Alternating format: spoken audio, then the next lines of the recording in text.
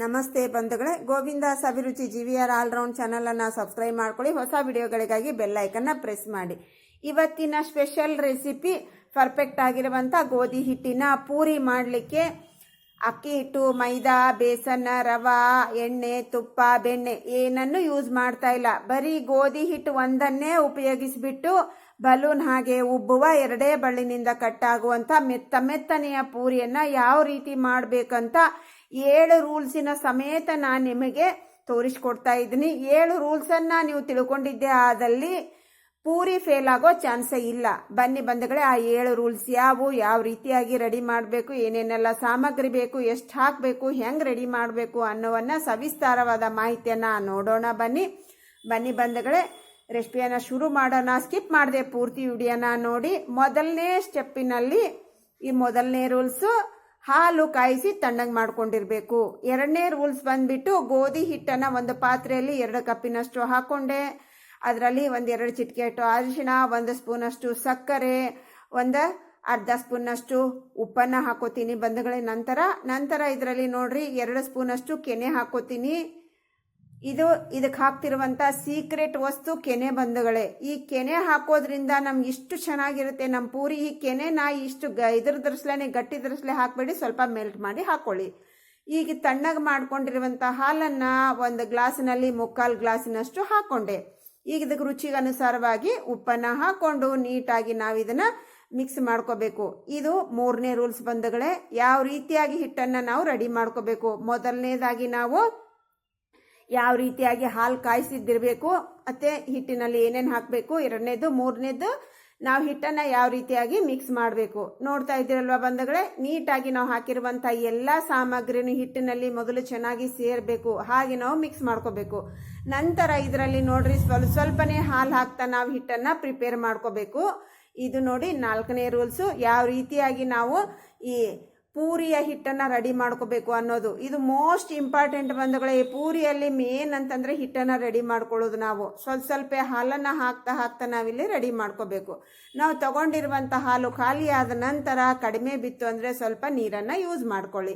ಈಗ ಅದರಲ್ಲೇ ನಾನೇನು 1/4 ಕಪ್ಪಿನಷ್ಟು ನೀರನ್ನು ಹಾಕ್ಕೊಂಡೆ. ನಾವು 3/4 ಕಪ್ ಹಾಲು ತಗೊಂಡಿದ್ದು ಹಾಲು ಖಾಲಿ ಆಯಿತು.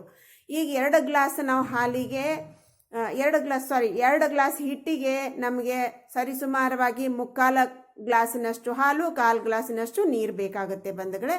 ಈಗ ನೋಡ್ರಿ ಯಾವ ರೀತಿಯಾಗಿ ನಾವು ಹೀಗೆ ಮಿದಿಬೇಕು, ಯಾವ ರೀತಿಯಾಗಿ ಕಲಿಸ್ಬೇಕು.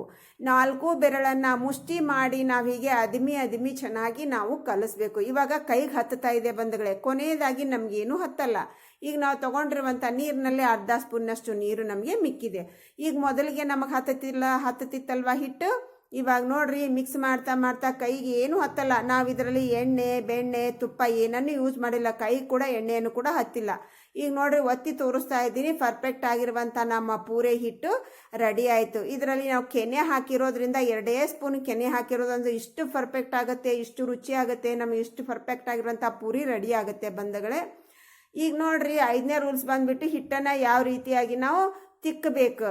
ಈಗ ತಗೊಂಡ ತಕ್ಷಣ ನಾವೇನು ಮಾಡ್ತೀವಿ, ಪೂರಿ ಹಿಟ್ಟನ್ನು ರೆಡಿ ಆದ ತಕ್ಷಣ ನಾವು ಪರ್ಮೆಂಟಿಗೆ ಬಿಡ್ತೀವಿ. ಇಲ್ಲ 5 ನಿಮಿಷ 10 ನಿಮಿಷ ನಾವು ರೆಸ್ಟಿಗೆ ಬಿಡ್ತಾ ಇಲ್ಲ. ನಾವು ದಿಢೀರಾಗಿ ಮಾಡ್ತಾ ಇದ್ದೀವಿ. ಹೀಗೆ ಅದಕ್ಕೋಸ್ಕರ ಸ್ವಲ್ಪ ನಾವು 4-5 ಸಾರಿ ಅಂಗೈಯಲ್ಲಿ ಹಿಟ್ಟನ್ನು ಮಿದ್ದುಕೊಂಡು ಉಳ್ಳಿ ಮಾಡ್ಕೋಬೇಕು. ಈ ಪೂರಿಗೆ ನಮಗೆ ಸಾಗ ರೆಡಿ ಆಯಿತು ಬಂಧುಗಳೇ, ಪಕ್ಕಕ್ಕೆ ಇಟ್ಕೊಂಡೆ. ಈಗ ನಾವು ಯಾವ ರೀತಿಯಾಗಿ ತಿಕ್ಕಬೇಕು 5ನೇ ರೂಲ್ಸ್ ಬಂಧುಗಳೇ. ಇದು ನಾವು ಪೂರಿ ಉಬ್ಬಬೇಕು ಅಂತಂದರೆ ಯಾವ ರೀತಿಯಾಗಿ ನಾವು ತಿಕ್ಕಬೇಕು ಅನ್ನೋದೇ ಮೋಸ್ಟ್ ಇಂಪಾರ್ಟೆಂಟ್ ಆಗುತ್ತೆ ಬಂಧುಗಳೇ. ಇದರಲ್ಲಿ 7 ರೂಲ್ಸು ಕೂಡ ತುಂಬಾ ಮುಖ್ಯವಾದಿದೆ. 7 ರೂಲ್ಸನ್ನು ನೀವು ಪರ್ಫೆಕ್ಟಾಗಿ ತಿಳ್ಕೊಂಡ್ರೆ ಫೇಲ್ ಆಗುವ ಪೂರಿ ಒಂದು ಫೇಲ್ ಆಗಲ್ಲ ಬಂಧುಗಳೇ. ಎಲ್ಲ ಪೂರಿನಿ ಪರ್ಫೆಕ್ಟ್ ಆಗಿರುವೆ ಬರುತ್ತೆ. ಈಗ ನೋಡ್ರಿ ಒಂದೇ ಡೈರೆಕ್ಷನ್ನಲ್ಲಿ ನಾವು ಹಿಟ್ಟನ್ನು ಹೀಗೆ ತಿಕ್ಕೊಂತಾನೆ ಬರಬೇಕು. ಉಳ್ಳಿಯನ್ನು ನಾವು ಕೈಯಿಂದ ಏನು ಸರಿಸ್ತಾ ಇಲ್ಲ, ನಾವು ಹಾಗೇನೇ ತಿಕ್ತಾ ಇದ್ದೀವಿ. ಒಂದೇ ಡೈರೆಕ್ಷನ್ನಲ್ಲಿ ಬಲ ಹಾಕದೆ ತಿಕ್ಕೋದ್ರಿಂದ ಏನಾಗುತ್ತೆ, ಪೂರಿ ಅನ್ನೋದು ಉಬ್ಬುತ್ತೆ ಬಂಧುಗಳೇ. ಒಂದು ಪೂರಿ ಉಬ್ಬೋದು, ಒಂದು ಪೂರಿ ಉಬ್ಬದೇ ಇರೋದು ಆಗಲ್ಲ. ಈಗ ನೋಡ್ರಿ ನಾವು ಇಷ್ಟು ದೊಡ್ಡದಾಗಿ ತಿಕ್ಕೊಂಡ್ವಿ ಇದನ್ನು. ಈಗ ಒಂದೇ ಸಾರಿ ನಾವು 4 ಪೂರಿ 6 ಪೂರಿ ಒಂದೇ ಸಾರಿ ಮಾಡ್ಕೋಬಹುದು. ಹಾಗಾಗಿ ನಾನು ಇಷ್ಟು ದೊಡ್ಡ ತಿಕ್ಕೊಳ್ಳೋದು ತೋರಿಸ್ತಾ ಇದ್ದೀನಿ. ನೀವು ಒಂದೊಂದನ್ನೇ ಕೂಡ ರೆಡಿ ಮಾಡ್ಕೋಬಹುದು. ನಮ್ಮ ಬೇಗನೆ ಆಗ್ಬೇಕಂದ್ರೆ ಹೀಗೆ ರೆಡಿ ಮಾಡ್ಕೋಬೇಕು. ಈಗ ಜಾಸ್ತಿ ಹಿಟ್ಟಿತ್ತು ಅಂತಂದ್ರೆ ಈ ರೀತಿಯಾಗಿ ನಾವು ಕ್ಲೀನ್ ಮಾಡ್ಕೋಬೇಕು. ಆದರೆ ನಂದು ಹಿಟ್ಟಿಲ್ಲ ಬಂಧುಗಳೇ. ನಾವು ಮೊದಲಿಗೆ ನಾವು ಏನು ಹಿಟ್ಟಿನಲ್ಲಿ ಡಿಪ್ ಮಾಡಿ ನಾನು ಉಳ್ಳಿಯನ್ನು ಇಟ್ಟು ಒತ್ತಿದ್ದೀನಿ ಅಷ್ಟೇ ಹಿಟ್ಟು ಬಂದಗಳೇ. ಆಮೇಲೆ ನಂತರ ನಾನು ಹಿಟ್ಟನ್ನು ಹಾಕೊಂಡಿಲ್ಲ. ಹಿಟ್ಟು ಹಚ್ಚಲಿಕ್ಕೆ ತೊಗೊಂಡಿದ್ದು ಕೂಡ ಗೋಧಿ ಹಿಟ್ಟನ್ನೇ. ಇದು ನೋಡ್ರಿ, ಕಟ್ ಮಾಡಲಿಕ್ಕೆ ಒಂದು ಡಬ್ಬಿ ತೊಗೊಂಡಿದ್ದೀನಿ ನಾನು. ಡಬ್ಬಿ ಎಡ್ಜಿಸಿಗೆ ಚೂಪಿರಬೇಕು, ಮಡಿಸಿದ್ದಿರಬಾರ್ದು. ಆವಾಗ ನಮಗೇನಾಗುತ್ತೆ, ಪೂರಿ ಅನ್ನೋದು ನೀಟಾಗಿ ಕಟ್ ಆಗುತ್ತೆ. ಈಗ ನಾವು ಮಾಡ್ಕೊಂಡಿರುವಂಥ ಈ ಹಿಟ್ಟಿನಲ್ಲಿ 4 ಪೂರಿ ಆಯಿತು ಬಂಧುಗಳೇ ನಮಗಿವಾಗ. ನೋಡ್ರಿ, ಅದು ಕೂಡ ಒಂದೇ ಈವನ್ ಆಗಿರುವಂಥ ಪೂರಿ ರೆಡಿ ಆಗ್ಬೇಕು ನಮಗಂದ್ರೆ ಈ ರೀತಿಯಾಗಿ ಮಾಡ್ಕೋಬೇಕು ನಾವು. ಈಗ ನೋಡ್ರಿ, ಒಂದೇ ಇಷ್ಟು ಜಾಸ್ತಿ ದಪ್ಪನೂ ಇಲ್ಲ, ಜಾಸ್ತಿ ತೆಳ್ಳಗೂ ಇಲ್ಲ, ಮೀಡಿಯಮ್ ಗಾತ್ರದಲ್ಲಿ ನಾನು ಇದನ್ನ ತಿಕ್ಕೊಂಡಿದ್ದೀನಿ. ನೋಡ್ರಿ, ನಾನು ಆಲ್ರೆಡಿ ಇವಾಗ ಇಲ್ಲಿ ಇಷ್ಟೊಂದು ಮಾಡ್ಕೊಂಡು ಇಟ್ಕೊಂಡಿದ್ದೀನಿ. ನೋಡ್ರಿ, ನೀವು ಒಂದೇ ಸಾರಿ ಮಾಡಿ ಇಟ್ಕೊಂಡು ಎಲ್ಲಾನು ಮಾಡ್ಕೋಬಹುದು ಬಂಧುಗಳೇ. ಇವಾಗ ನೋಡ್ರಿ, ಒಂದೇ ಸಾರಿ ನಾವು 6 ಪೂರಿ ಮಾಡ್ಕೊಂಡಿದ್ದೀನಿ ಇಲ್ಲಿ. ನೀವು ರೂಢಿ ಆದಮೇಲೆ ಒಂದೇ ಸಾರಿ ನೀವು ಎಷ್ಟು ಬೇಕಾದಷ್ಟು ಪೂರಿ ಮಾಡ್ಕೋಬಹುದು. ಇವಾಗ ಸೈಡ್ ಉಳಿದಿದೆಯಲ್ವಾ, ಚಿಕ್ಕ ಮಕ್ಕಳಿಗೆ ಬೇಬಿ ಪೂರಿ ಅಂದರೆ ಇಷ್ಟ, ಹಾಗಾಗಿ ಬೇಬಿ ಪೂರಿಯನ್ನು ಕೂಡ ನಾನು ಮಾಡ್ಕೊಂಡಿದ್ದೀನಿ. ಸೈಡಿಗೆ ಒಂದಿಷ್ಟು ಜಾಸ್ತಿ ಇತ್ತಲ್ವಾ, ಅದು ಪೂರಿ ದೊಡ್ಡ ಪೂರಿ ಆಗ್ತಿರ್ಲಿಲ್ಲ. ಇವಾಗ ಸೈಡಿಗೆ ಬಂದಿರುವಂಥ ಎಲ್ಲ ನಾವು ಹಿಟ್ಟನ್ನು ಗೂಡಿಸ್ಬಿಟ್ಟು ಮತ್ತೆ ಪೂರಿನ ಮಾಡ್ಕೋಬಹುದು. ಇವಾಗ ನೋಡ್ರಿ, ಫ್ಲೇಮನ್ನು ಯಾವ ರೀತಿಯಾಗಿ ಇಟ್ಕೋಬೇಕು. ಮೊದಲಿಗೆ ನಾವು ಫ್ಲೇಮನ್ನು ಹೈ ಫ್ಲೇಮ್ನಲ್ಲಿ ಇಟ್ಕೊಂಡು ಎಣ್ಣೆ ಬಿಸಿ ಆದ ನಂತರ ಫ್ಲೇಮನ್ನು ಲೋ ಮಾಡ್ಕೋಬೇಕು. ಎಣ್ಣೆ ಎಷ್ಟು ಹಾಕಬೇಕು, 6ನೇ ರೂಲ್ಸ್ ಬಂಧುಗಳೇ.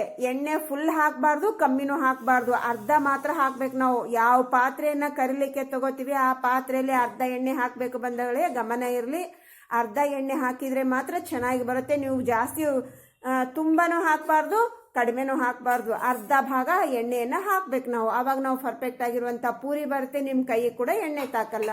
ಈಗ ಯಾವ ರೀತಿಯಾಗಿ ಕರಿಬೇಕು, ಯಾವ ರೀತಿಯಾಗಿ ಬಿಡಬೇಕು ಅನ್ನೋದು 2ನೇ ರೂಲ್ಸ್ ಬಂದಾಗ. ಇವಾಗ ನೋಡ್ರಿ, ನೀಟಾಗಿ ನಾವು ಒಂದು ಸೈಡಿನಿಂದ ಬಿಡಬೇಕು, ಬಿಟ್ಟ ತಕ್ಷಣ ಹೀಗೆ ಡಿಪ್ ಮಾಡ್ಬೇಕು. ನಾವು ಬಿಟ್ಟ ತಕ್ಷಣ ಹಾಗೆ ಬಿಡಬಾರ್ದು, ಹೀಗೆ ಮುಣಗಿಸ್ಬೇಕು ನಾವು. ಅಂದರೆ ನಮ್ಮ ಪೂರಿ ಅನ್ನೋದು ಎಲ್ಲಾನು ಉಬ್ಬುತ್ತೆ, ಒಂದು ಉಬ್ಬಲ್ಲ ಅನ್ನೋದಿಲ್ಲ, ಫೇಲ್ ಆಗೋದೇ ಇಲ್ಲ.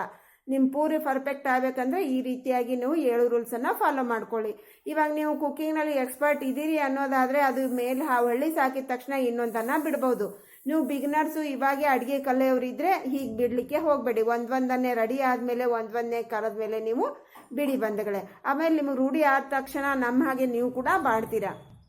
ನೋಡ್ರಿ, ಇವಾಗ ಎಷ್ಟು ಪರ್ಫೆಕ್ಟ್ ಆಗಿ ನಮ್ಮ ಪೂರಿ ರೆಡಿ ಆಯಿತು. ನೋಡ್ರಿ, ಮೊದಲು ಕರೆದಿದ್ದು ಕೂಡ ಇನ್ನೂ ಮೆತ್ತಗೆ ಬಿದ್ದಿಲ್ಲ, ನಮಗೆ ಉಬ್ಬಿದ್ದ ಹಾಗೇ ನಿಂತಿದೆ. ಈಗ ನಾವು ರೆಡಿ ಆಗಬೇಕು ಅಂತಂದರೆ, ಇಷ್ಟು ಪರ್ಫೆಕ್ಟಾಗಿ ಪೂರಿ ಆಗಬೇಕಂತಂದರೆ 7 ರೂಲ್ಸನ್ನು ನೀವು ಫಾಲೋ ಮಾಡಿದ್ರೆ ಇಷ್ಟು ಪರ್ಫೆಕ್ಟ್ ಆಗಿರುವಂಥ ಪೂರಿ ರೆಡಿ ಆಗುತ್ತೆ.